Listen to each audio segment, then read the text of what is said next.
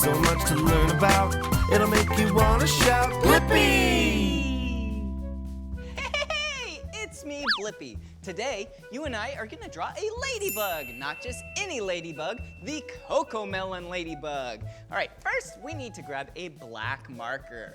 Okay, let's draw a circle right here for the head. Ooh, and a big circle or oval for the body. And then we have some legs right here. Oh, yeah! Starting to look like a ladybug, right? What does the ladybug have on its back? Yeah, black circles. There we go.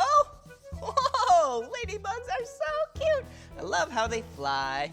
Yeah, they're just so free. And then we have a couple antennas. Yeah, just like that. And then an eye. Yeah. Whoa, there she is. Okay, and what else do we need? Yeah, the color red. Here we go. Yeah. Whoa, I love coloring. Whoa, so cute. Well, if you want to draw more with me, all you have to do is search for my name. Will you spell my name with me? Yeah, ready? B-L-I-P-P-I, Blippi. See you again, bye-bye. Come on everyone, let's make learning fun. So much to learn about, it'll make you want to shout, Blippi!